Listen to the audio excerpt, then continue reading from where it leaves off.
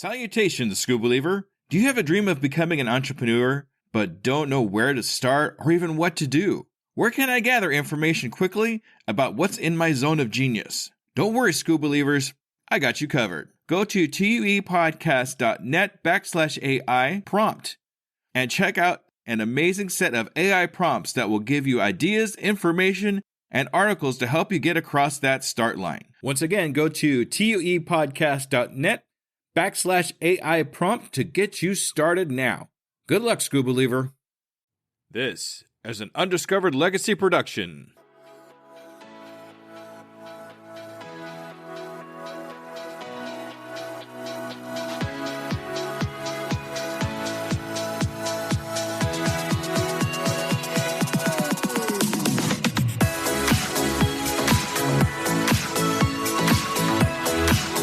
Welcome to the Undiscovered Entrepreneur, the podcast where brand new entrepreneurs come to life and could quite possibly be discovered.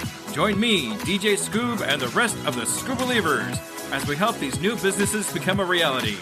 And now, away we go!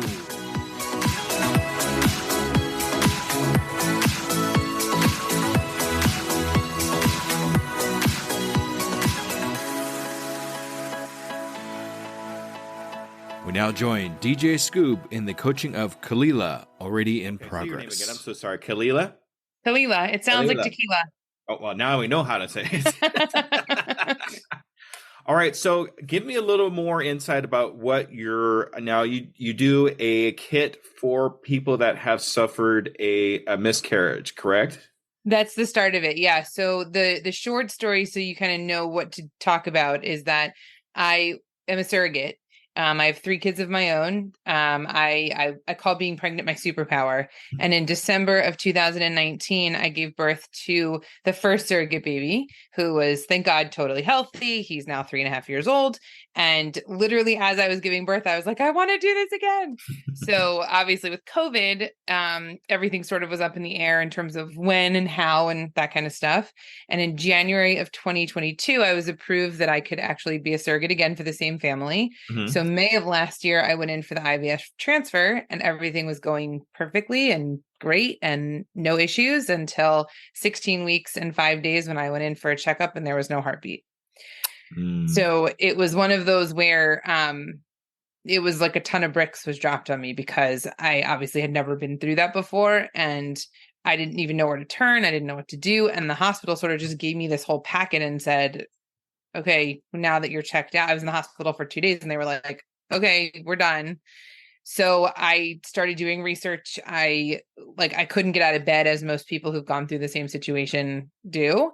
And I realized that I needed to create. And so I just started pulling from all the different pieces of research that I was doing and what was helping to heal my pain.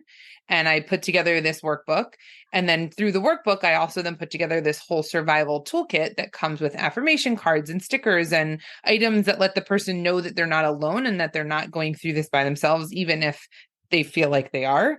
And now I'm actually just about to release my second workbook, which is really for the general population, called Activate Your Inner Strength Warrior. And it's all about using the challenges that life gives you instead of working against them to work with them. All right. So I understand. I kind of get an idea of how it got started and that kind of thing. So what was the process? I mean, you learned a bunch of stuff and you threw a bunch of stuff together in a kit. I mean, how did that work? I mean, what was the process there? A lot of it started with me literally hand drawing on Procreate. I didn't know if I wanted to just create stickers or create something that I felt was tangible that made it feel like the baby still existed. The biggest part to me was that, especially because I was the surrogate, I felt like I was going to be completely forgotten, where as most parents, and this is actually not the case, but a lot of parents I felt like were, because it was their own baby, it was their loss. So it was something that people could connect to and could say, how are you feeling? How are you doing? Is there anything I can help you with? Whereas I felt like I was just the surrogate. And so I was going to be glossed over, and because it wasn't my baby, I wasn't attached to it and those sorts of things.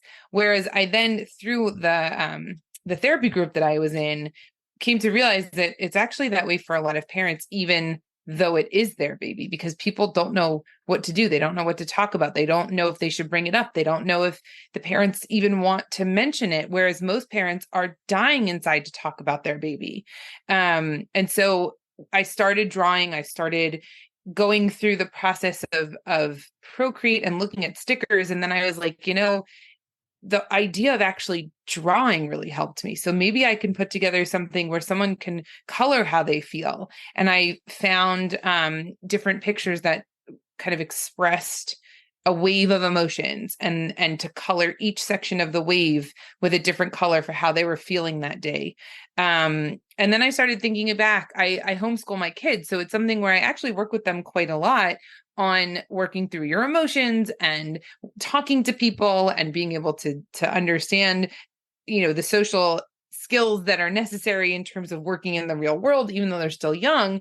And so some of the things I do with them, for example, we have a calendar where every day there's a color that represents the overarching emotion of that day. So red could be anger, green could be happiness, blue could be calm. And then every single day, you color in a little tiny square of what that emotion is. And at the end of the year, you can look back and say, oh, did I have more good days or did I have more rough days? And then you can kind of say, well, why were the rough days rough? Did I start the day rough or did I end the day rough? Did I start the day great and then I ended the day rough? Like, what happened in that day? So I included that kind of a work activity. And then there was just other aspects that I was like, oh, that really helped me. I should include that. And then I thought, wow, this whole idea is coming together, and it's a 60-page book before I knew it. Right. It just kept growing on you. Yeah. Okay, so you've put all these things together. What have you done with it up to this point? Now you have this kit. What have you done with it? So I do a lot of social media marketing.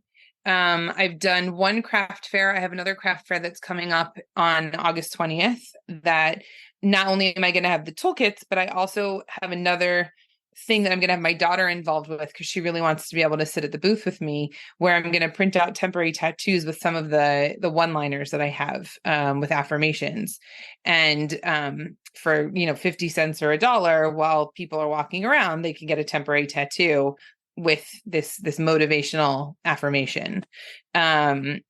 Beyond that, it's been a lot of word of mouth. It's been a lot of me talking about it. It's been a lot of my mom has helped promote it to different people, and just really getting people to talk about miscarriage and pregnancy loss. Okay. So what can I do to help you? What would be a couple questions you might have for me that I can help you along? I mean, where do you think we can go? So I think there's two things. I'm stuck in how to get the word out more. Actually, it's three things. Once the word is out, I'm also at that point where I'm a little nervous, because the workbooks are easy for me to distribute. Those I do through Lulu and through Amazon. Mm-hmm. So somebody else puts the whole thing together. The PDF form is with them. And when it's ordered, it is a drop ship directly from them. Right. The actual toolkits, I have all the supplies that I've ordered and I put them together in my house. So it's like that double-edged sword where I'm like, oh my gosh, I would love for people to order. But then I'm like, oh, but I only have kits enough for 50 people. So if I get this influx of orders, it's going to be a backlog, because I have to then pay for the supplies before I can make more. So that's the first two things. And then the last part was, I had it in my head and now I don't remember what it was. Oh, I remember. Okay.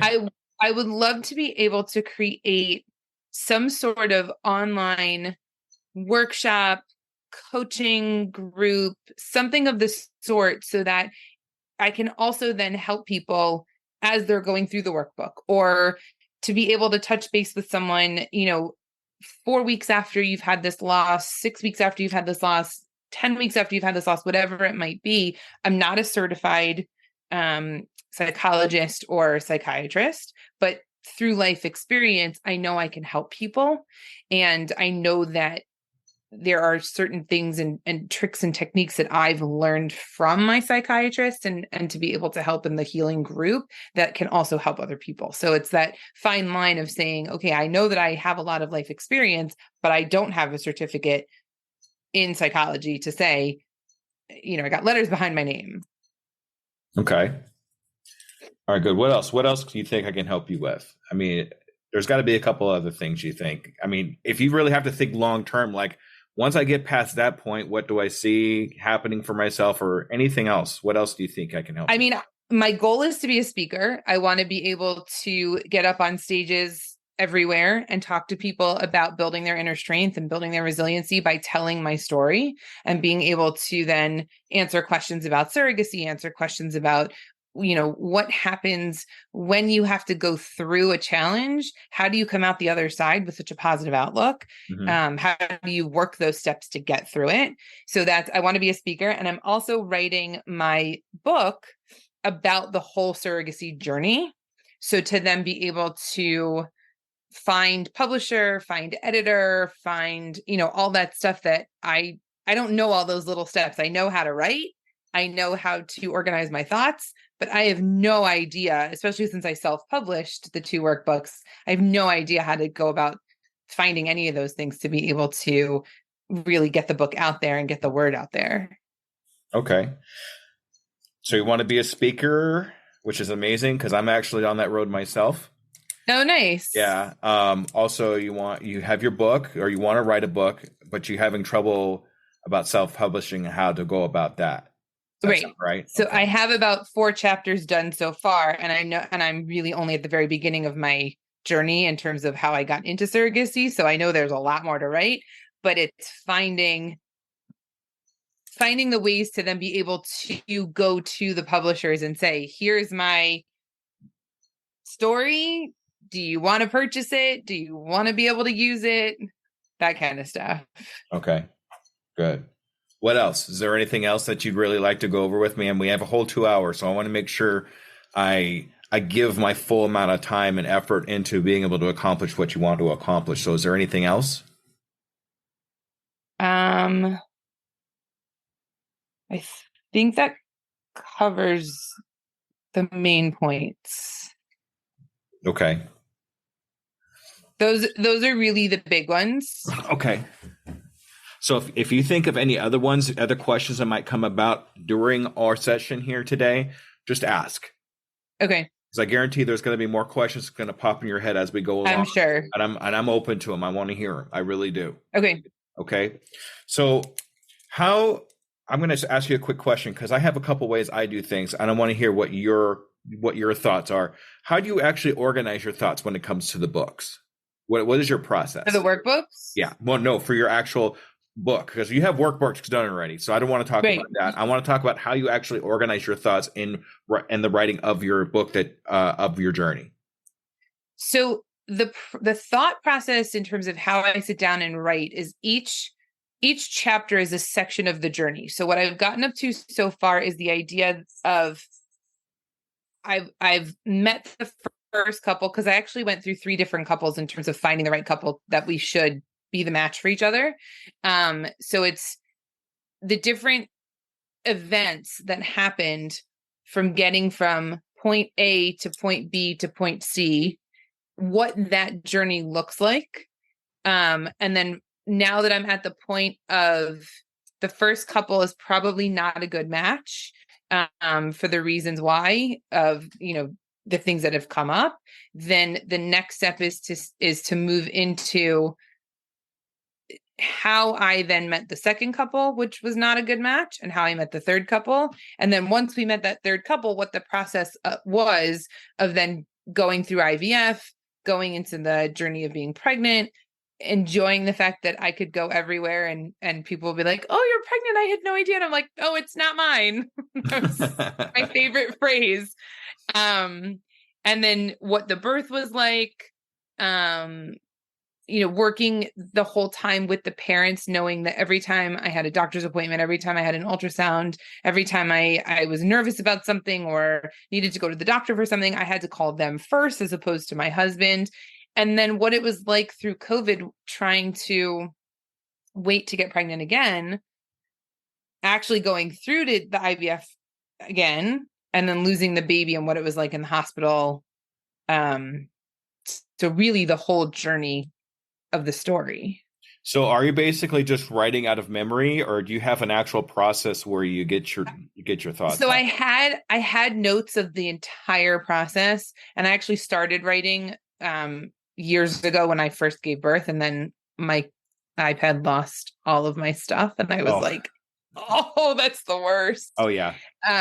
So I'm going back over my notes, and it's funny because I actually just did a habit finder exam with a friend of mine who's a habit finder coach. Mm-hmm. And so she did her, her 45-minute breakdown afterwards. And she said, one of the things that came up was that I actually have a very good eye for detail and a very vivid imagination. And I was like, that's so funny you say that, because every time I write another section of my book, I can go back to the exact moment that I'm writing about, and I can see the whole thing happening. Okay, good. So you kind of have a process. I wanted to just kind of give you an idea of what my process is, just so it might help you. It might not. I don't know. Sure. I actually use some. Here, I can actually show you right here. These bad boys right here. Okay. Sticky notes, Post-it notes, whatever. Yeah. And basically, I give myself a 5 or 10 minute mark and just dump everything and stick it to the wall right behind me right here. Okay. Use that, and then I organize those things into specific areas, like different subjects, and then those subjects can be chapters or different parts. And I use that basically, so I turn my editing brain off and just go flow with my creative brain. Right. And it gives me a better flow of what I'm doing, and I don't worry so much about how the spelling is or if this is actually part of the story. It just gets everything out, and then I'm able to move them around into sections. So I don't know if that helps you or not, if you've even tried that or heard of that before. I have heard of it. I haven't tried it because my story is so linear. There are plenty of other stories that I could tell that it would definitely be much more helpful, because I would jump around a lot. Because I do have a pretty eclectic background. My mom also was a cancer survivor 2 times over. And that, the first time I was a kid. So even going to I can see like my next book talking about getting through other events that happen and keeping the victor mentality instead of going into the victim mentality. Right. So that would definitely help, I think, for any follow-up books that have nothing to do with the linear story. But because this is such a, A to Z process, I don't know that it would specifically help for this one. Yeah, that's what I was going to say too, because it sounds like you already have it kind of mapped out anyway. Yeah. So, and like you said, it's really linear. So, but it still might come in handy with these other books, it sounds like. For sure. Yeah, once you get to that point. Excuse me. All right. So what are you doing right now to get the word? I mean, you said you do word of mouth. Okay, cool. What else are you doing to get the word out about what you're doing? I mean, what have you attempted? Social media. That's it, huh? It is. I don't really know of any other ways to go about doing it right now. I'm pretty proficient with Canva. I post every single morning on, the top 6, Facebook, Instagram, Twitter, locals. I've been doing threads recently since it started, and LinkedIn. But in terms of marketing specifically, I don't know other ways to go about doing it besides going on podcasts and things of the sort, which I'm doing. Right. Well, that's good. That's actually a good way to get your word out, is to go on to other podcasts that are similar to what you're doing. Do you have your own podcast? I don't. And I would love to. I think the thing that's holding me back is that I am worried I don't have enough to talk about, right? I have my story, I have my lessons, and I don't want to jump all over the place to say, this episode is about X, and this episode has nothing to do with anything I've talked about in the past. I would love to be able to interview people on what their stories are, but then I also think, do I have the right questions? Like I've been interviewed, and I know that people have always asked me interesting questions. I don't know. It's that perfection thing that's holding me back in that respect. Yeah, and you know what? It's just a fear. Yeah, it really is. Just what it's breaking down to is just a fear, and it's a fear of, like you say, not having enough to talk about, or not quite getting the message out correctly, or anything like that. Don't worry about stuff like that. Hmm. I think what you really need to do is just get started. Yeah. Just take that first step towards, even if it's just to buy yourself a microphone, you're making a step forward into something that you obviously know this stuff, Yes. right? This is stuff that you've been talking about for years. This is stuff that you've been living through. How could you not have enough to talk about? Right. That was actually a fear of mine. To be honest with you, that was a fear of mine too when I first started this.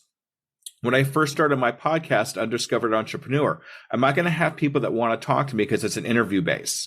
So am I going to have people that want to talk about that stuff? What if I run out of things to talk about? What if I go through a dry spell of not having anybody that want to interview with me? I've been doing this for 2 years. It has yet to happen. Nice. Okay. I think that's where your Post-it note, actually, the idea might come into a lot of use, because if I can put Post-it notes on chapters of a podcast, then it could help with organizing that. Now you're thinking. Now see how you got the juices flowing. You're already thinking for yourself how to do this. Right? You have the capability. It's there. I know it. I can feel it. It's there. You just need to do it. Right. That's one of the things about, I don't know if you got a chance to listen to my podcast, but one of the big... I did. I heard one of the lady that was the DIYer, and I was like, I feel so hardcore because I'm also a DIYer. She is amazing. But that's the thing though. And that I talk about that in the podcast too, that particular podcast. I'm glad you brought one up. I talk about how fear holds us back sometimes when we have something. But if we just take that first step forward into something that we know enough about, then things just kind of fall into place for us. People start following us. People start asking us questions about and giving us ideas for other things. It just automatically happens because you took that first step. So don't be afraid to take that first step. You will not run out of stuff to talk about. I guarantee it. Yeah. It's funny because I was always very nervous, even though I have no problem getting up in front of a theater full of people, right? But talking to the camera, I put off for so long. And then you can say, I have a friend who is also a coach, but she does more like emotion code and body code and stuff like that. Mm-hmm. And so I was talking to her, and same person who does the habit finder, and she posts videos all the time. And she was like, just do it. Just start recording yourself. And I was like, okay, fine. And now that I've recorded a few things, I'm like, I know she's right. Like, I know that I can record, and I do have the microphone, and I do have the ring light, and I do have, the nice laptop and everything. And I think I see what everybody else does as perfection. And so for me to be able to get out of my own head and say, no, everybody had to start here. I'm starting here. That's okay. And I can take those baby steps, and I can do the videos, and I know what I'm saying. It's just now, okay, so transition into also doing a podcast. And what's so hard? Tell me what's hard about that. It's that fear of everybody else looks like theirs is perfect. And I am a very, very hardcore perfectionist. So the practice of it, like I'm an actress, so I'm used to getting up on stage. I'm used to being able to go to rehearsal for weeks or months at a time and rehearsing the same lines over and over again that somebody else has written and somebody else has choreographed for the dances. And then when it's all my own stuff, I'm like, how long do I have to rehearse? What do I have to say? Where do I go from here? So it's transitioning into saying, no, I know what I'm saying. Like, it's not imposter syndrome, because even though my husband says this all the time, okay, so big deal. You don't have those letters after your name. You have life experience. You know what you're talking about. It's not fake. It's authentic. And people like that. People will actually go to somebody that's authentic over a piece of paper. Interesting. They will, because you've lived it.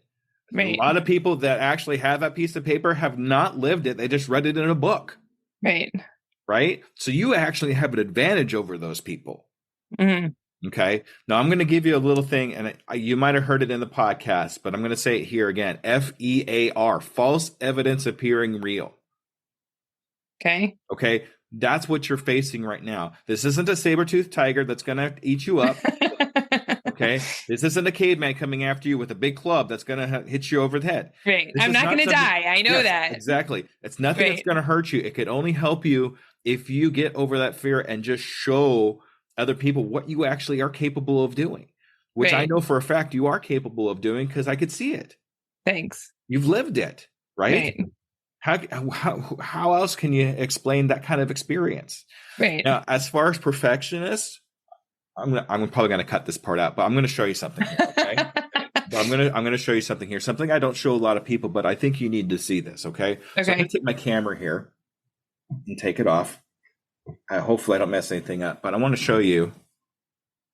This is my studio, Uh-huh. okay? Right? Uh-huh. Now, I don't know if the camera will go over. You can actually see I live in a studio apartment. Wow. Okay. I work 2 full-time jobs. Hopefully I didn't mess that up too much. I work 2 full-time jobs. I have my family and I do the coaching and I do the podcast. Wow. Okay. But I am starting from zero, pretty much zero. This is what I have here is accumulation over the last 2 years. Mm-hmm. Okay. But I'm able to go on to podcasts. I'm able to have a podcast. I'm able to talk to people like yourself and help them along in their entrepreneur adventure because I have the experience.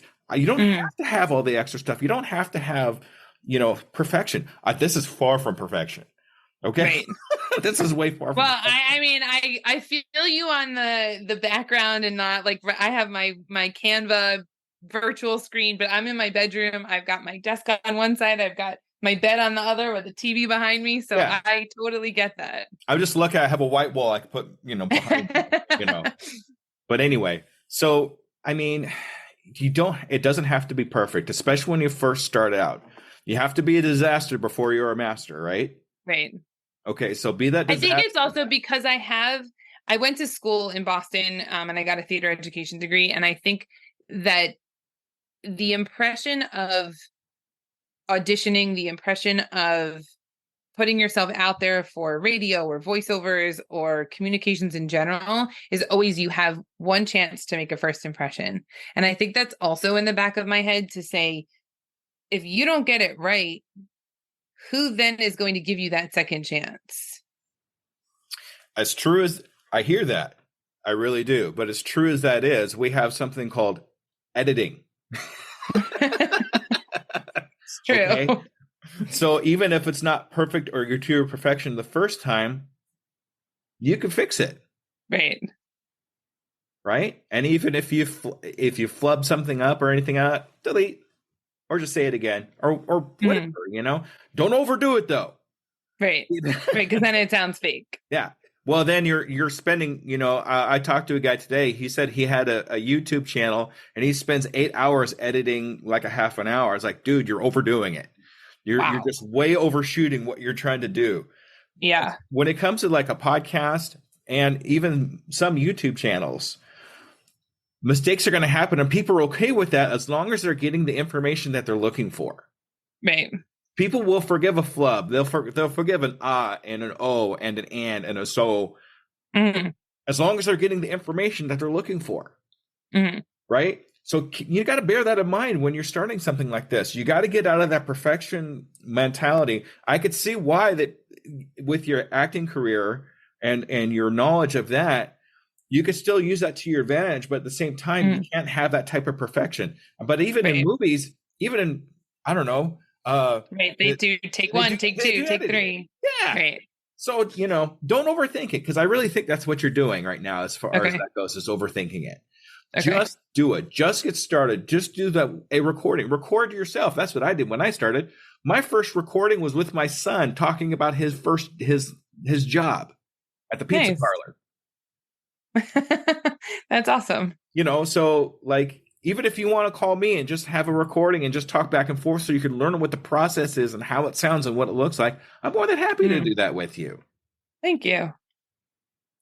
I think also so far, because I've done, I want to say 5 or 6 podcasts or interviews or Zoom calls at the moment. So that's also helped a lot just in terms of being able to understand that most of the time it's just a conversation and it's guiding the conversation in the right way. It's not, I'm used to listening to a one-person podcast who really carries the whole thing for 45 minutes to an hour, whereas it doesn't always have to be like that.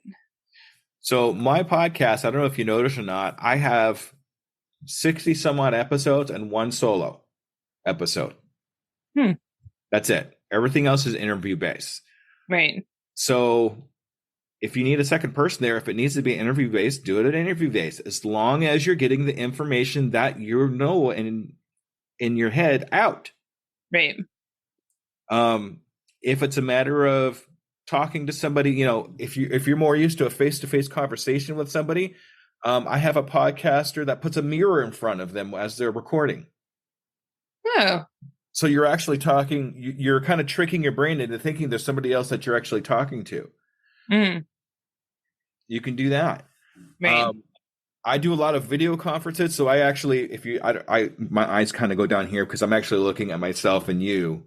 But at the same time, when I did do a solo, I looked at my picture because I was tricking my brain into talking to myself as like an interview. That's funny because when I talk to myself on any recording I've done, whether it's singing or not, I always get slightly thrown off because then I'm concentrating on what my face looks like as opposed to the words that I'm saying. So I like this. I've figured out that with Zoom, if I get one call on top of the other, so like your screen is on top of mine, so it looks like I'm talking more to the little green light as opposed to, down here in the corner. Yeah. Talking when I see myself, I'm like, hold on, I don't remember what I was saying. So I really think a good way to get the word out for what you're doing is to actually start a podcast. Okay. All right. My husband says that all the time, and I'm like, he's right. You probably don't hear that too often, but which is funny because ironically, the post that I said yesterday was, did you ever get a piece of advice from someone where you thought, you don't know what you're talking about? Why are you giving this piece of advice? And then you hear literally the same piece of advice from someone else and you're like, wow, you have a point. My wife keeps telling me that too. I told you that for years. Well, sorry, I just now figured it out. Yeah, sometimes it happens. So, other ways you can get the word out. When you go to these events, what do you do? Do you have a booth or something like that, or do you just walk around, or what is your process there when you go to these events? The craft fair that I signed up for, I do have a booth. It's the first one was a little bit more difficult because I had no idea what I was stepping into, and it was still pretty raw in terms of the emotions of what had happened. Mm-hmm. Because I'm a little bit farther removed, ironically, it's going to happen on August 20th, and my year anniversary from having the baby is August 25th. So I know that there's going to be some emotion behind it. Mm-hmm. I think I'm going to use that to my advantage only because I'm going to use that just to connect with myself and say, there's a reason why he's not here. There's a reason why he couldn't, fully develop and come into this world as a baby. And if it's to help other people, then that's what it is. And I think to be able to set it up a little bit differently. Last time I was like, I didn't know exactly what I should bring with me, and I didn't know exactly how I should set it up. I have a much nicer setup for the actual survival toolkit that I've created than I did the first time. I had a little bit more time to prepare this time. So I think it'll be a much easier in terms of the setup and understanding who's going to be at the fair. This is the first one I've done. So if I can find more craft fairs, then great. I don't even know how to go about finding craft fairs. I'm sure there's a Google search somewhere, local craft fairs or something like that you could probably look that up. That's actually probably the easy part compared to everything else that you kind of go through. Right.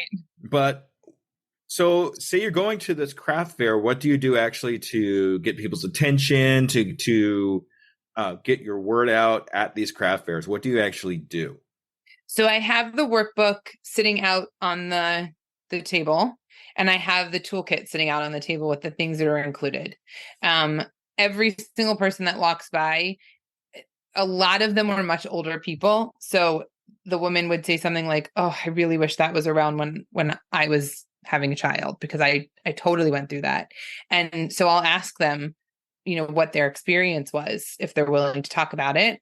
And then I'll say, if you went through it, potentially you have a niece or your daughter or somebody you don't know, here's my business card. Maybe you can send a care package to somebody if you find out that they've experienced a loss. So just a lot of times it was just to engage them and to hear their stories, because so many women have been affected by pregnancy loss and they're afraid to talk about it. And like, I had one lady who was really affected by it the last time, and I saw her wander back around a few different times and she didn't stop, but she would smile at me. And then finally, after like the fourth or fifth loop around, she stopped and she started crying. And she said, I wish this was around 20 years ago. And I said, I'm so sorry for your loss. And she said, my husband basically told me to forget about it. And I know I can't talk to him, but it's so buried deep inside me and I need to do something and I don't know what to do. And she just started sobbing. Right. And I gave her a hug and I said, I'm so sorry. And then her husband walked up and she was like, I got to go. And she started walking away. And I was like, oh, I just wish I could give you a longer hug. I'm so sorry. Good story. Thanks. Good story. And that gets into a lot of different kind of, I'm actually welling up a little bit because of that story. I'm sorry. No, it was rough to see it. And I teared up when I was encountering her, because I just felt for her so badly. I think what really kind of makes me sad on top of that story is the fact that she has to hide her emotions from her husband. Yeah. Yeah. Anyway, sorry. Like I said, it's kind of a thing. I have a couple ideas I want to explore with you when it comes to getting your word out on a craft fair. And this is actually something similar that I talked to. It's going to sound a little weird, but there's a gentleman that I interviewed as actually one of my first coachings. His name was Meatloaf the Piercer. Okay. And he is a piercer and his wife is a tattoo artist. Wow. And when they did not craft first, but they went to get-togethers like you're talking about. But what they started doing was making things with QR codes on them, and putting that QR code on stickers, on anything they can get their hands on, so people actually have a direct access. Even if they don't walk right up to the booth, they could take a picture of this QR code and then go to a website and an information area and that kind of thing. So even if they don't feel comfortable walking up to use per se, you still have a capability of getting that information out to these people, which later might turn into clients. Right. I can certainly make a QR code on Bitly. That's not a problem. To be able to just have different, like maybe one poster on one side, one poster on the other, that if they don't want to stop, they can get the QR code and then keep going. I would also use that QR code, if you can, on business cards. Okay. So you probably didn't get a chance to get into my background, but when I first started this whole thing, I wanted to be a karaoke DJ and a music DJ. That's why I'm DJ Scoop. I kind of kept that. But one of the things I did was I actually made a QR code on a business card that went to a video of me introducing myself and what I do. So instead of just having just the card that has my name and address and a website or whatever, you also have me introducing myself and what I do on a video on this business card. So that might be another good way to be able to get your word out, not just as a business card, but actually you as a person, because that's what people are going to connect with, is you as a person explaining what you do. Do you recommend keeping the old-fashioned business card, or do you recommend this updated business card where it's literally you have the business card and then every time somebody walks by, they just click the QR code and it takes them to that website? I would do both. Okay. But invest more in the newest one, which is basically, it's called a dot card. Right. And basically you put it behind their cell phone and all your contact information is on the cell phone. Right. But as weird as it sounds, not everybody has a cell phone that's going to do that. Okay. So to still keep a few of the regular business cards. Yeah, but because I do have business cards and I also have postcards. I'm Jewish, and so there's a ritual once a month when you have gone through your period or whatever it is, you go to something called a mikveh. And so for some of the mikvahs in my area, I've given them not only a workbook, but I've given them a postcard so that if anybody has gone through a pregnancy loss and they want to be able to quietly take the information, they don't have to say like, can I buy your workbook or whatever? They can just take the postcard. It has a QR code on there. So that part is easy enough to do. So you already got it going, but I think what you need to do is expand off of that. Right.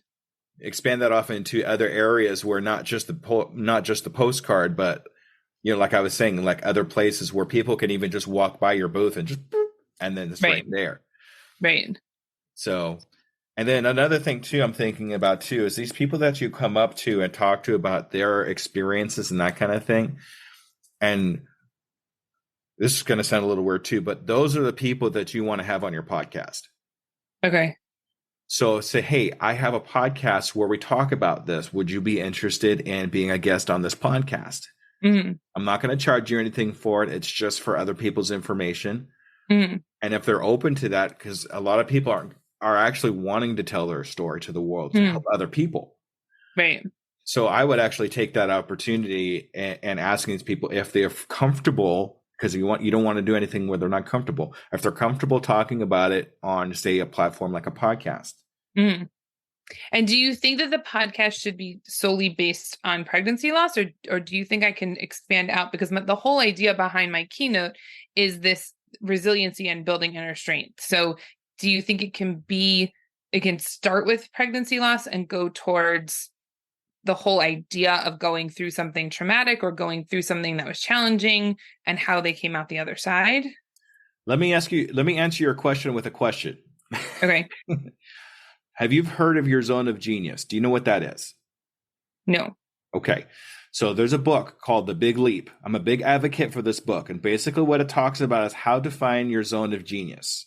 Okay. Your zone of genius is the thing that you do that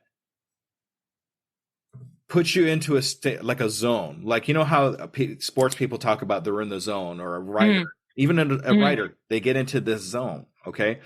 If you could figure out what that zone of genius is in whatever you do, you will have a lot more energy, more thoughts, more provoking ideas than you would if you were thinking about anything else. So you have two main things I could see in your zone of genius right now. One of them is the public speaking and the positivity and the things like that. And the other thing is your knowledge of loss.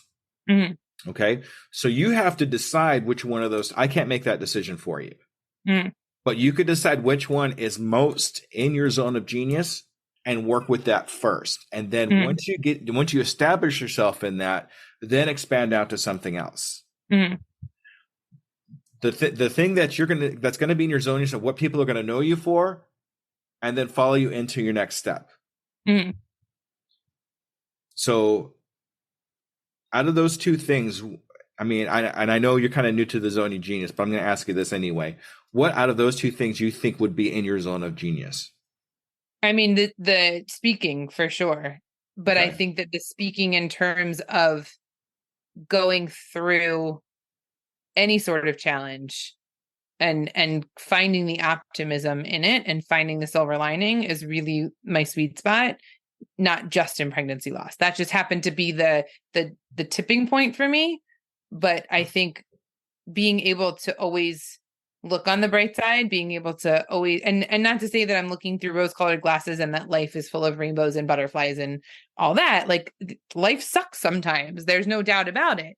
But to be able to then understand that there's a way to change your outlook. One of my phrases that I love that I came up with was, you can't change the past, but you can change your outlook on it.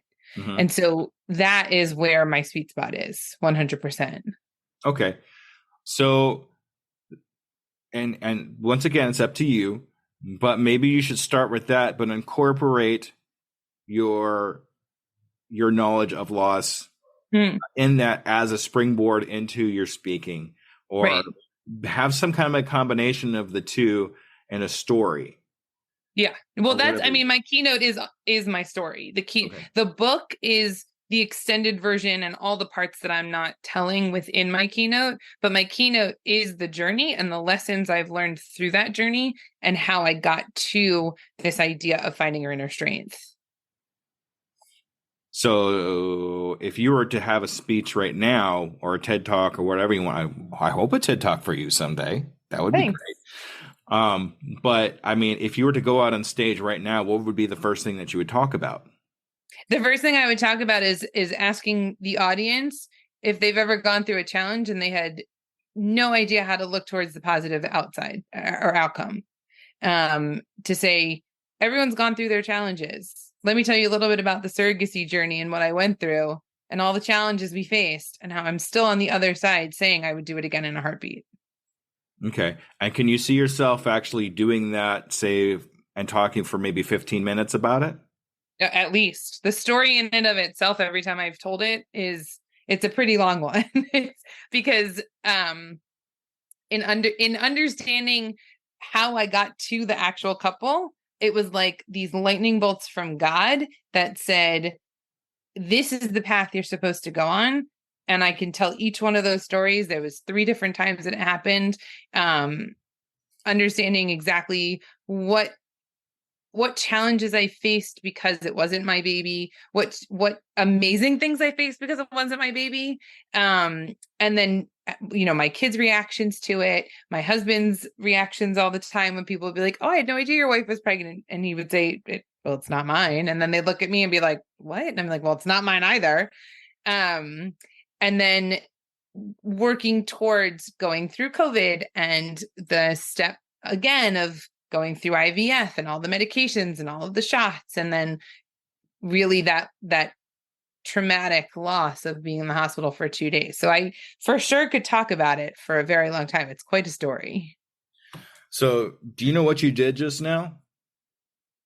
A podcast. A podcast. Very, very good. You've been listening. That's right. You made a podcast for yourself, not just a subject for a podcast, but you've already put together your first 10 episodes. How is that all 10 episodes? Because you make them 15 minutes apiece. See, I'm used to listening to podcasts for an hour. That if that's what you're into, that's fine. But if you actually look, a lot of podcasts, especially information podcasts, if they go longer than 15 to 30 minutes, people start losing interest and dropping off. Okay. If you look at any of my normal podcasts, not my coaching podcasts, because obviously those are a little bit longer. But if you look at any of my regular podcasts, they're no longer than 45 minutes tops. And that's because sometimes my guests go a little bit longer. But that's okay. I don't mind that so much. But if you're doing a solo podcast, like my one solo podcast that I made and the one that's going to be coming out next week are 15 minutes. Okay. That's it. So you take that story into 15-minute chunks and you have a podcast. Okay.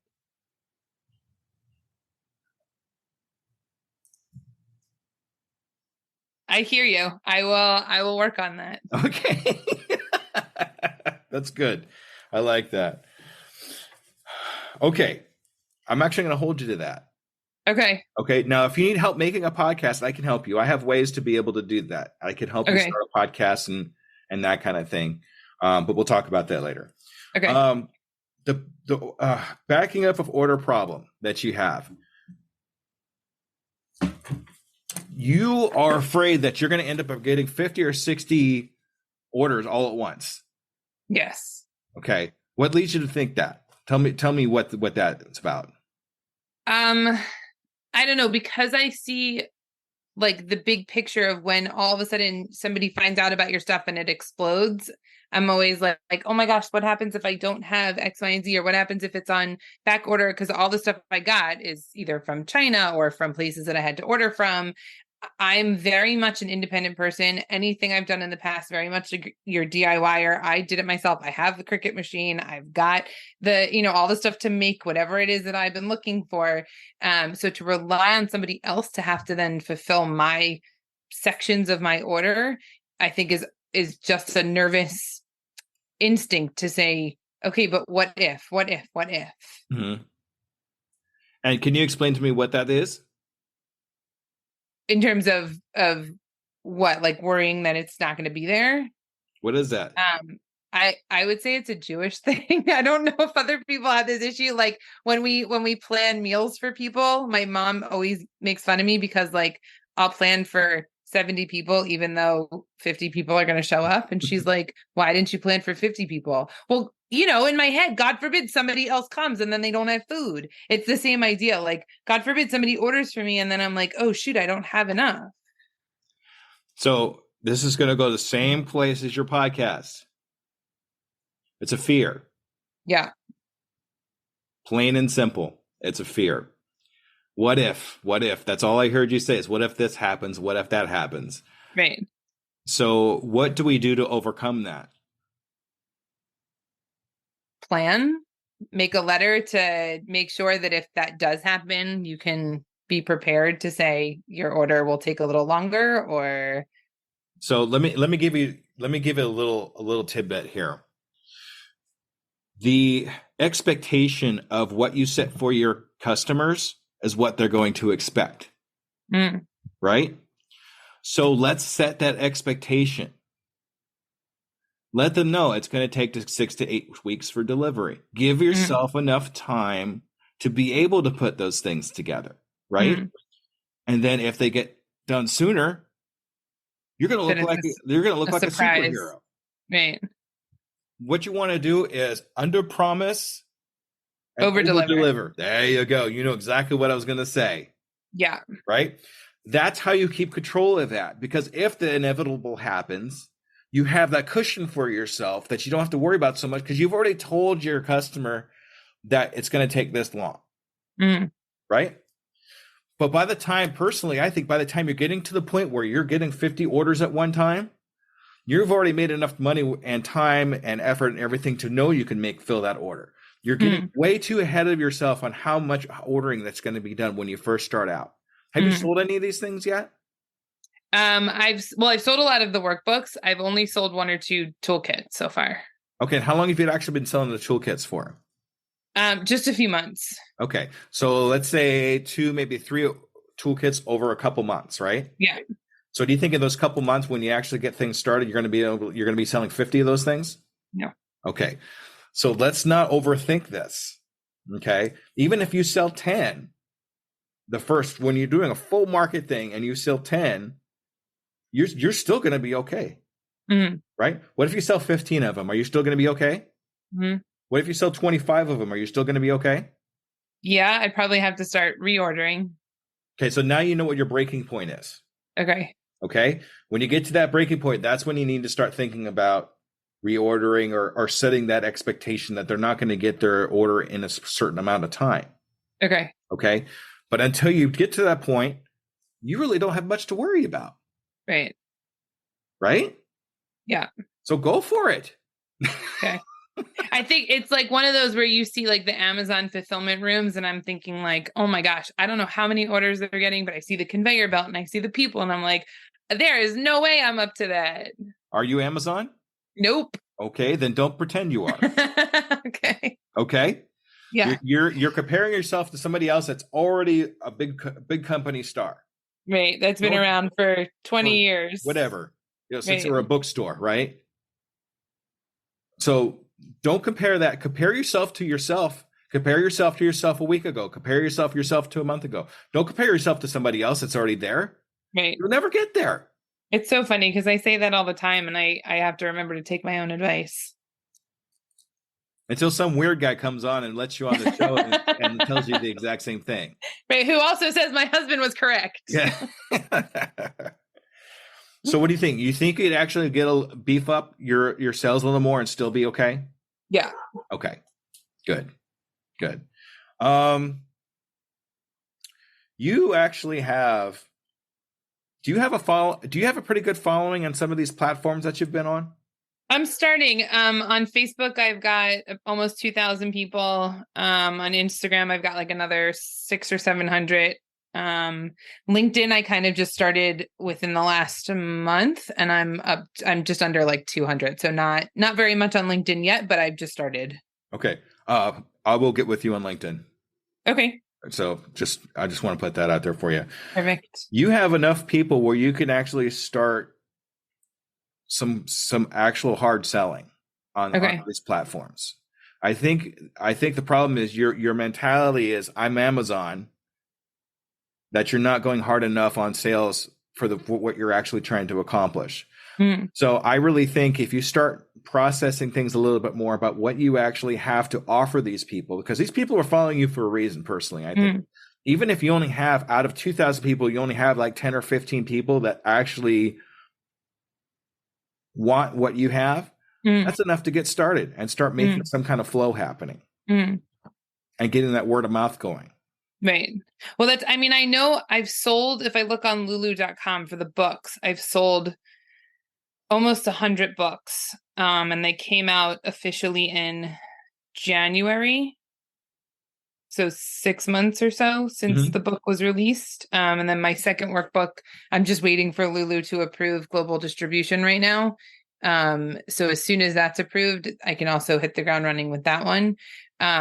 It's the toolkits that I was a little bit slower on. I think it was also because my husband just helped me get the actual toolkit on my website. So if somebody now wants to order it, as opposed to emailing me through Instagram or something like that, they can go directly to my website, and then I get an email that, hey, this person wants to order a toolkit. So that has been I think a huge start also to take that next step. So what are you doing with this link? Where are you putting it? It's on Instagram, I think, in my profile. It's on Facebook in my profile. It's on LinkedIn. It's a pretty easy website. It's KalilaGreenspeaker.com. And it's got all of my information about speaking, but then it also has the information about the toolkits and the book and that kind of stuff. But I understand that it's probably in your profile and that kind of thing. Mm-hmm. Are you actually advertising in your strings, in your posts and things of that nature? I would think you would. Not as much as I probably should. I need to keep doing that. When it first came out, I was doing it a lot. And then I've sort of been concentrating on really building the inner strength. And I need to keep going back to sending people to my website to then say, okay, if you have a pregnancy loss, or you know someone who's going through a pregnancy loss, or especially with this new workbook that's coming out, to say, okay, if you're really looking to build up some techniques in terms of building that inner strength, so when you really need to draw on it, it's there and you have that muscle memory already, to continue to put that in there as well. So I know I definitely need to do it more often. Okay. So you're thinking already. Yeah. This is what it's all about. Yeah. Right. This is stuff that you need to do that you should have been. I don't want to say you should have been doing this, but I mean, this is stuff that you're definitely have been thinking about for a while, but you just haven't taken off to do it. Right. So and I do it sometimes because I post every day. So, and I've had people comment and say, I love watching your videos. I love watching the stuff that you put out there. I know people that I've known in California, where I used to live, that said, I ordered a workbook for somebody that I knew that went through a miscarriage. I know somebody in Utah that ordered like 20 of them for their congregation. So I know that it's working. It's just those baby steps of putting them in the right direction. Okay. So let me try that again. These workbooks that you've sold already, are you keeping track of the people that actually buy them? I can't, because it goes through Amazon and Lulu. I don't get the information of who it is that they send the workbook to. Okay. Have you ever put together an email list before? I haven't, and I would love to. Okay. This is a common mistake that a lot of people make, and even myself have made, is not starting a way to put together an email list. Mm. Have you thought about putting one together, know how to put it together, anything like that? I don't know how to put it together, but I would love to put it together. I don't know what I would include in the email, unless it was just the same repeat stuff of what I either say on my podcast, or like little tidbits of what I have in my book. Like, I don't want to give too much of the book away because I want people to buy the book, but I also don't want to keep it hidden and say, you can't see any of it because it's a secret book that you have to then buy. So it's figuring out what to put in a newsletter and then getting the newsletter out. So how would you, and I'm just going to run this by you. Okay. How would you feel about giving away the very first chapter of your book? Just the first chapter. That's it. For the workbook or for the memoir? Maybe both. Maybe just the memoir. Maybe, I don't know. How would you feel about just giving away that one chunk? The memoir, I would have no problem giving away the first chunk. The workbook, so like I can show you, here's my... Oh, there you go. That's awesome. The new workbook that hasn't been officially released, but it's not really in chapters. It's like there's 19 different activities or things to read. So I could, one of my freebies is I have breathing techniques in here. So I have 4 different breathing techniques. So I certainly wouldn't mind giving those away, but that's 4 emails, not 52. One email. Right, but that's all. How many emails do you then send? Like, wouldn't you have to do a weekly email or You a could. monthly email? You could. But I think personally, you have enough information in your head to be able to make those things. And you only have to make them once. Mm-hmm. So you're like the very first email would be a free the 5 top breathing techniques that you have. I'm just throwing it out there. People are going to want that because they're in what your niche is. Mm-hmm. These are things that they already want. These are people have already said they wanted it because number one, they're already following you, so they know what they're in for. And number two, we're all in the same. Well, you all in the same kind of niche. On the, I'm trying to put this lightly. So, but you're all kind of talking about the same thing. So why wouldn't somebody want this? So okay, I'm going to take this from you, and I'm going to leave you my email. Mm-hmm. Okay. Now, once you start building up these emails, you start using these emails to give information, give value, and then after a certain amount of time, pitch. Mm-hmm. So the way I do it, or the way I want to do it, because this is kind of where I'm at too, to be honest with you. I would give away the thing, 4 values, 1 pitch. Mm-hmm. So once a week, or maybe once in 4 days, depending on what you're comfortable doing, value, pitch. So value. Hey, I got this toolkit. Value. Hey, I got this. But so each of those values is it's 8 different emails. It's 8 different things that are technically in the workbook, right? No, it doesn't have to be in the workbook. It could be my next podcast episode is going to be this. I'm talking to this person. This is their experience. It could be a story that you've come up with that's part of your life. It could be I met this person at the craft fair, and this is what they told me. As long as obviously get permission. It doesn't have to be the workbook, but it still needs to be some sort of value that people are going to be interested in. Mm. So it's essentially the same ideas that I've been posting on Instagram and stuff like that, just in email form. Exactly. Okay. Exactly. You could even do a video of yourself saying, "Hi, it's me. Hey, this is what I'm doing." People will respond to video more than. Right. But anyway, however you think you want to do that. And then when you get that last value, and then pitch. Mm-hmm.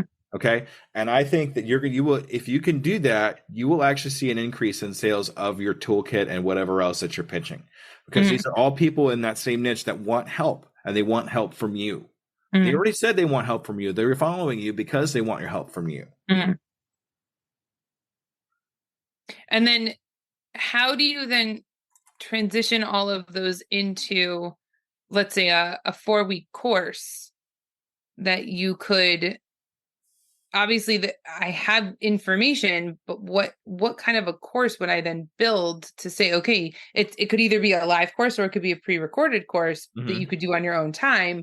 But it's again, I keep going back to the workbook because I don't know what else, I guess, would be available.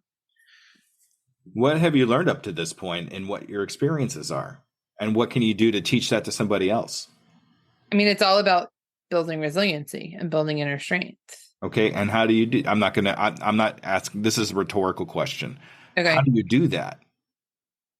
That's what your course is about. That's what you tell other people. This is what this is about. This is the resilience.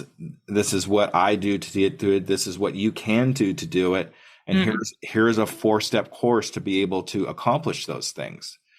What people are going to want is that final goal. They're not going to, they don't want to hear about how I get there. They want to hear about what is it, the end goal is for me. And if I like that end goal, then I'm going to go ahead and take these steps that they're telling me to do. So that's going to be up to you. It might still take a while. Courses, I mean, we're still new to this. So it might be a while before you get to courses, but at least get that email list started so you have somebody to talk to. You have 400 or 500 people that you could just build relationships with, talk back and forth with, build that rapport with some of them that can become super fans. Mm-hmm. And then if you can actually get these people to become super fans, they'll buy anything you got because they want it from you. They don't want it from anybody else. They want it from you because they built that rapport with you. Mm-hmm. And that's a book, by the way, Super Fans. I strongly suggest you getting that book because I think that would actually help you a lot. Okay. It's written by a gentleman named Pat Flynn. He's a guy that I follow religiously. And he's a top podcast performer, but he also does. This guy's amazing. You should probably look him up. Okay. Anyway, so I think even though courses and classes might be a little further off than like tomorrow, starting to build that email list so when you do get to that point would be beneficial for you. Okay. Okay. Also, build in public. When you're building these things, tell people on your podcast, hey, I'm doing this. This is my next, this is what I'm doing right now. If you listen to my podcast, at the very end of all my, not my coaching podcast, but my regular podcasts, at the end of those, I always talk about, hey, this is what I'm doing. So building in public will help you. Okay.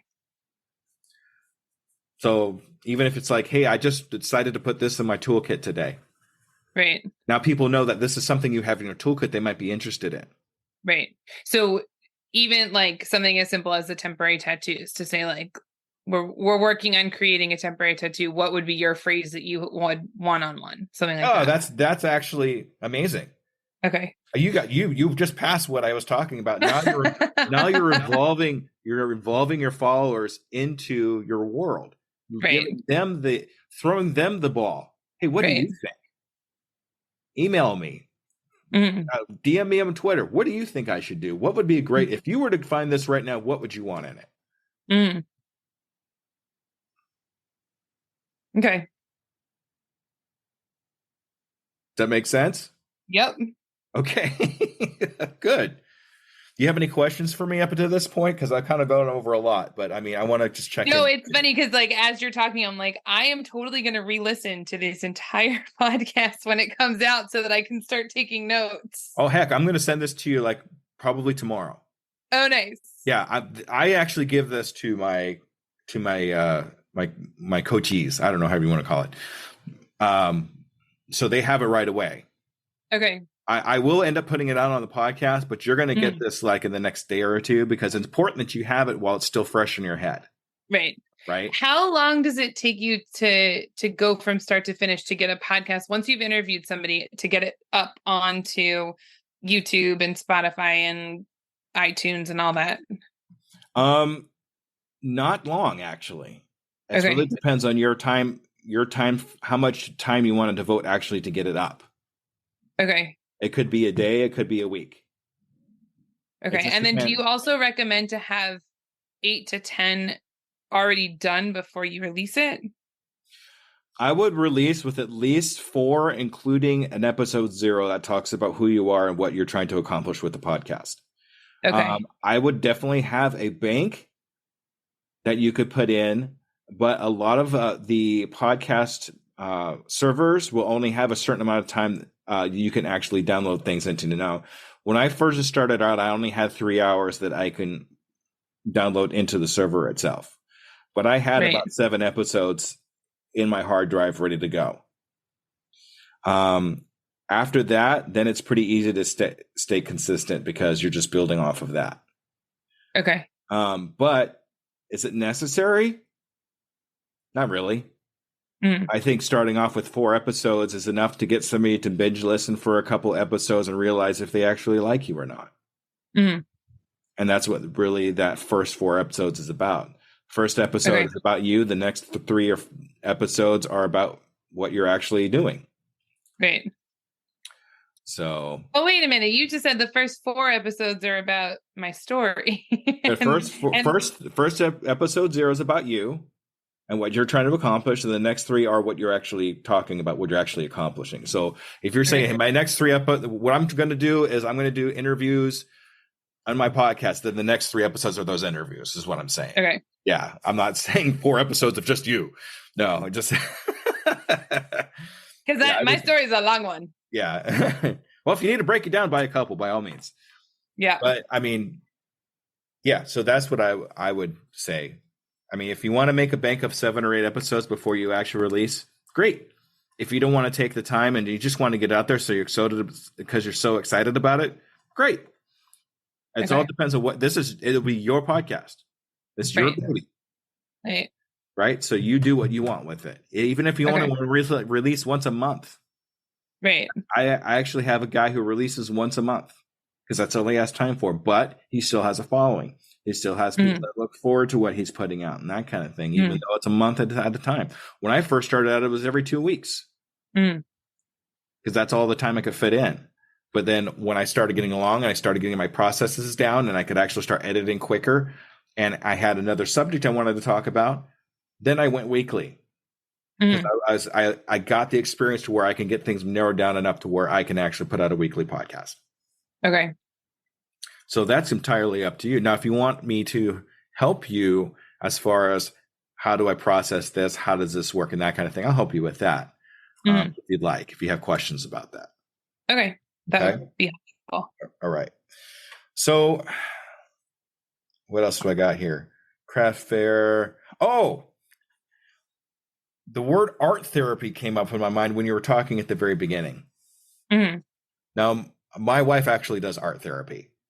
Okay. So a lot of what you're talking about actually reminates a lot of what she does in her art therapy. So the different colors that are mean different types of emotions and feelings. That's great. I really like that.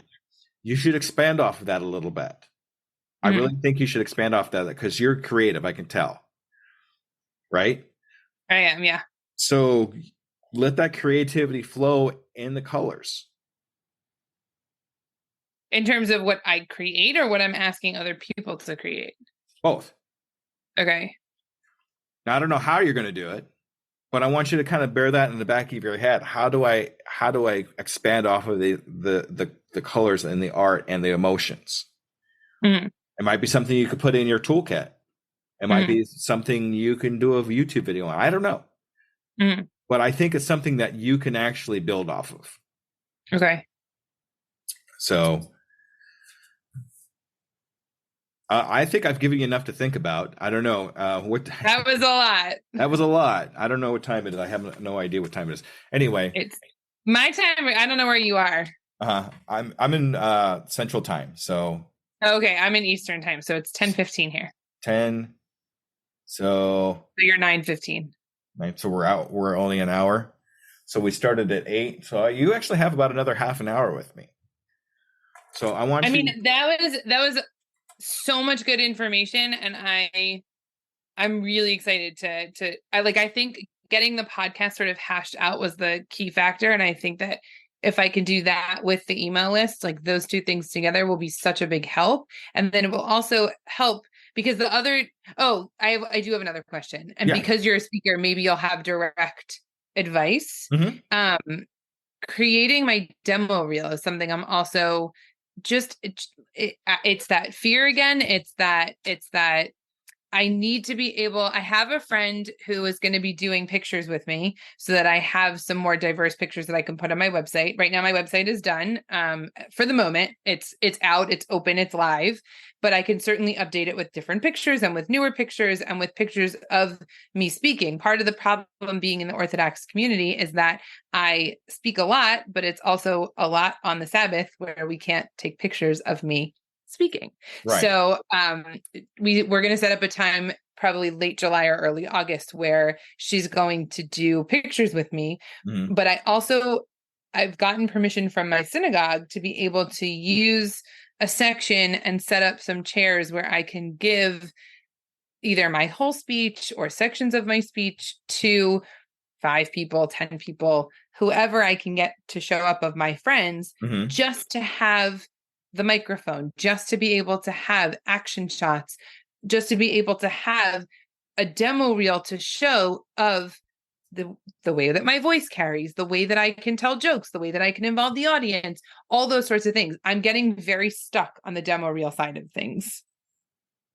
No, you're not. I know I have it all up here. It's actually getting it out. So it's there. It's all there. I know it's just doing it. Is there. So yeah, it's just doing it. It's getting used to the fact that you're in front of 5 people. Even though they're your friends or anything, the problem is that you're afraid you're going to, and this goes into the perfectionist in you, and you're afraid you're going to make a mistake. It's not the mistake. And I know exactly what it is. Whenever I would audition, I was in a theater group for 15 years when I was in Los Angeles. It was all women.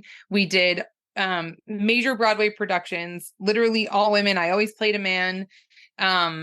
For women by women, and things like Les Mis and Joseph and Into the Woods and things like that. And when I would have to get up in front of the entire theater, no problem. I could do that with my eyes closed, didn't matter. When I had to audition in front of 3 people at the very beginning, I would be shaking in my boots. I hate just talking to this. I don't mind all of that. But what is really the difference between talking to 3 people and talking to 300 people? What is the real difference? In my head. It's in your head. Doesn't matter. There is no difference.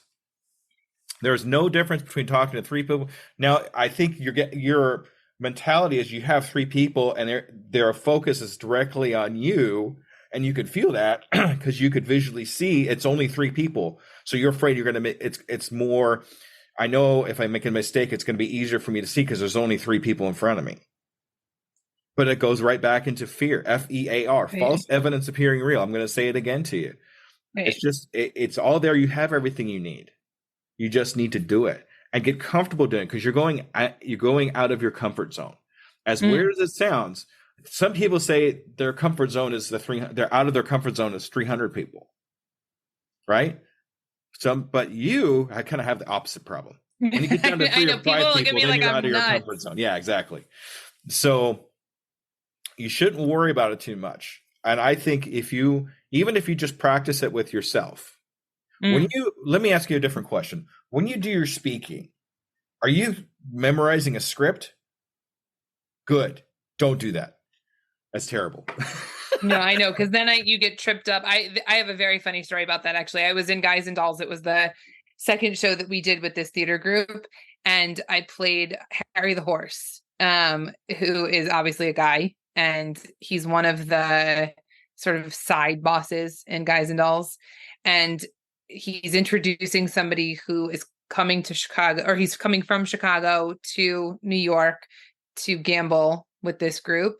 And I remember being on stage, and it was the night, of course, that we videotaped the show. And I got lost in whatever paragraph it was that I was saying. And I remember sitting there thinking, nobody knows that I'm lost in this paragraph. Nobody knows that I have absolutely no idea what the scripted line is. I'm just going to continue. I'm good. I'm fine.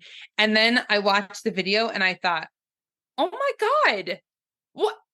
That wasn't even English. Like the words were all there, but they weren't in any order of sense that could be determined that this was a story that was meant to be told. And I was like, I'm so glad that's on tape. That was perfect. Well, you're the only one that knows, really, if you really think about it. I mean, yes, but at the same time, I felt like the people that were watching were like, are we supposed to follow what she's saying? Don't let that be a deterrent. That's just an experience. It's right. No, I know. Don't let that one experience, because you had a little flub there, be the one thing that your brain goes back to. No, I know, but it's just, I'm so grateful not to have a script, because otherwise I think about the lines and I'm like, oh. Yeah. No, a lot of speakers will have that, and not only will they get tripped up, but they'll sound a lot more robotic, because they're not speaking from the heart, they're speaking from the mind. Right. No, you can tell instantaneously when someone has a script in front of them versus if they're just speaking off the cuff. When they know what they're talking about, but it's a conversation with the audience. It's not just I'm going to sit and I'm going to read these lines because that's what's in front of me. Mm-hmm. So, okay. So how do we get past your fear of talking to 3 to 5 people? Just do it. I see a running theme happening here. Just do it. That's I should just have the Nike swoosh behind my camera all the time. There you go. I'd probably show you to you here, but I get in trouble. But I'm right. I'm not branding. I'm just saying. Yeah, no, I know. I'm just kidding. Okay. So when is this happening? I don't have a date set yet, but I got permission from the head of the synagogue, and I just have to pick a date and then send an invitation out to 20 people and say, hey, if you're free at this time, I'll have drinks and snacks. Come hear me speak for 10 minutes. I want to get back with you and hear about how that went. Okay. I really do. As a matter of fact, what I'd really like to do with you at this point is I want to invite you back a month from now. Okay. So you're going to hold me to everything that I need to get done. Yeah, that's right. What I'm going to do is I'm going to give you another free 2-hour session, just like we did today. Okay. In a month's time. Okay. And I want to see what changes you've made. I want to see what fears you've overcome. What change? I mean, you got a lot that you need to do here. I'm going to be honest with you, but I want to hold you to these things and make sure that we're advancing in what we're talking about. Because that's what's more important to me than anything else, is to see growth. I'm not saying accomplish all these things in a month. I really don't even want to see any of these accomplished, but I want to see movement. A start, something that's changed. One foot in front of the other. Exactly. I mean, if you could finish something, great, do it. Oh my gosh, yes, please do it if you think you could finish it. But don't feel like that you're being pressured into having to finish all these things in a month's time. I just want to see movement. I mean, I know I need to do my demo reel. That's sort of the most important thing to me so that I can get it up on my website. Right now, the reel that I have is me speaking at my daughter's bat mitzvah, which was at the end of May. But because that was so scripted, I wanted to make sure that I got the right things out. It's not really how I speak, but it was good enough for what I had at the moment. So it's on there, but it doesn't showcase what I know I can do. Also, it was much more close to my heart because my daughter was sitting right in front of me and she was the one actually taking the video. So it was a little emotional.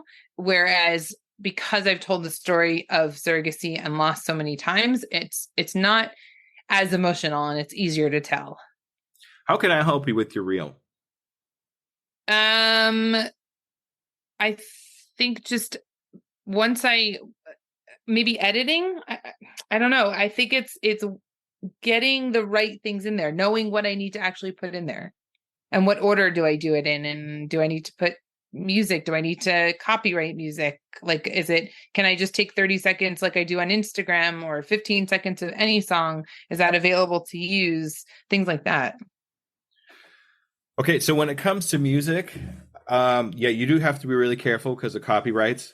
I use Soundstripe. Okay. And Soundstripe is basically non-copyrighted music. Okay. So you can use any of that. There's other ones too that you can use. That's just the one I happen to use. Okay. There is a little bit of a cost involved to get into the group, but once you're in there, you can use anything that they got. Okay. So when it comes to that, if you want me to take a stab at the editing, I can. If you want to see how I edit, you could look at my last couple of YouTube videos and see if that's kind of the style you're looking for. Okay. And we could talk about how we can accomplish that. Okay. Okay. That would be great. Thank you. If there's anything I can do to help you in making any of this stuff that we talked about possible, you let me know. Okay. Okay. I appreciate that. For sure. Okay. So here's my biggest question now. Yeah. Give me 3 takeaways from what we've talked about today. 3 takeaways that you know that really made a difference. Just do it. Okay. Well, yeah. That's probably the biggest one of them all, right? Great. Stop getting ahead of myself and just get out of my comfort zone and do it. Forget the fear. And what does fear stand for? I don't remember. I knew it. False evidence appearing real. False evidence appearing real. I want you to write that down somewhere. When you watch this and you hear this again, I want you to write it down somewhere and put it somewhere on a post-it note. I have my book. This is like my book of everything. But what I'm saying is I want you to write that down and put it somewhere in your house that you always look at, whether it be your bathroom mirror or the front door. I got all kinds of notes on my front door of affirmations and things that keep me going. Like the saying that I have is I can, I am, I will, and I'm doing it today. Nice. And that's something my 6-year-old said that I use as my affirmation. He's 17 now. Wow. But we still use that. We both use that as affirmations for ourselves. That's my tagline for my podcast. I can, nice. I am, I will, and I'm doing it today. Do it now while you're thinking about it, right? Right. So can you give me one more thing? One of mine is stop thinking about the what ifs and start thinking about the what nows. How many times did you say what if when we first started this? I know. Keep that. Because I think about it in the sense of loss, in the sense of what if I did this instead, or what if I ate that instead, or what if I didn't eat that instead, as opposed to stop. I can't change that. I can't change anything that happened here. I can only change about this and what's going forward. So I know it, like, logically, it makes sense to say, well, if you say that all the time, then it should count for stop thinking about the what ifs, even if that means stop thinking about the what ifs of the future, because you can't change those just as much as you can't change the what ifs of the past. But what we do with the past in our minds and what we do in our actions is what makes us who we are today. Right. So let's take those what ifs and turn them into do it nows. Right. Right? Because we don't really know how it's going to turn out until we actually do it. Right. We can't predict the future. We don't know. But the only way we are going to know is if we just do it. Just like we talked about. Exactly. Yep. Okay. Now, tell me one thing you're going to do as soon as we get, probably it's late, so probably go to bed. But I was going to say it might be tomorrow. But yeah, it might be tomorrow. So what's one thing you're going to do right away? Give me one thing you're going to do, like, as soon as humanly possible. I am going to pick a date to do my demo. There you go. I like that. And you let me know when that date is, okay? Okay. All right. Probably the first week of August, just thinking about the rest of the summer, which I know is a little bit farther out than what I'd like. But at the same time, there's right now in Judaism, we're in a weird time where we're sort of mourning the destruction of the temple in Jerusalem. So I want to make sure that it's after that time period is over. And officially this year, it ends on July 27th, which is 2 days after my birthday. So then after July 27th, I'm like, all right, let's go. All right. Awesome. All right. Kalila. I'm sorry. I told you I was going to mess it up. That's okay. Thank you for listening to the coaching edition of The Undiscovered Entrepreneur, brought to you by Doing It Today Coaching. If you want to get across the start line, contact me, DJ Scoob, at doingittodaycoaching@gmail.com. Say the words "do it now" for a free 2-hour discovery call to see how I can help you in your entrepreneur adventure. Art and graphics by Elaine Wilson, supported by my Patreons, Brian Briggs of Ocean Tree Creative and Oliver Siegel of Anal, and hosted by me, DJ Scoob. Click the show notes below for more information. And remember, I can, I am, I will, and I'm doing it today.